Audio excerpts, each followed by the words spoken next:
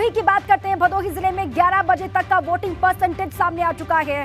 22% overall voting हुई है भदोही में। 3 जिलों की बात कर लेते हैं, 3 विधानसभा क्षेत्रों की बात कर लेते हैं। सबसे पहले देखिए 23% वोटिंग हुई है भदोही में और ज्ञानपुर में 22% वोटिंग हुई है। औराई में हुई है 22% वोटिंग। ये 11 बजे तक का डेटा है आपके सामने, एक बार फिर से हम बता देते हैं। 23% वोटिंग भदोही में, ज्ञानपुर में 22% मतदान हुआ है और साथ ही औराई में भी 22% वोटिंग हुई है। ये 11 बजे तक का डेटा आपके सामने हमने रख लिया है।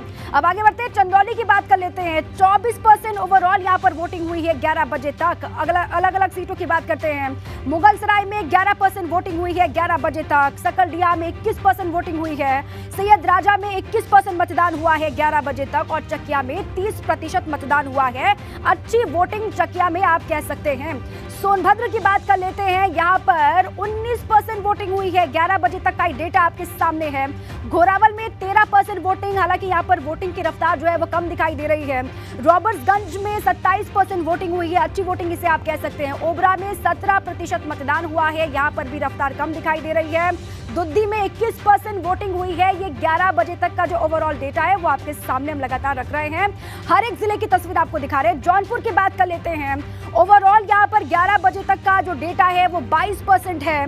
बदलापुर की बात कर लेते हैं, 22% मतदान यहाँ पर हुआ है 11 बजे तक। शाहगंज की बात कर लीजिए, 25% वोटिंग हुई है, अच्छी वोटिंग इसे आप कह सकते हैं।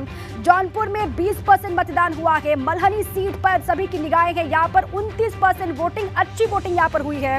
मुंगरा में 22% मतदान हुआ है, उसकी तस्वीर भी आपको हम दिखा रहे हैं। इसके अलावा मछली शहर में 23% वोटिंग हुई है, यहाँ पर भी अच्छी रफ्तार चल रही है वोटिंग की। मनियाऊ में 18% वोटिंग हुई है। जफराबाद में 19% हुआ है मतदान और केराकत में 18% वोटिंग हुई है।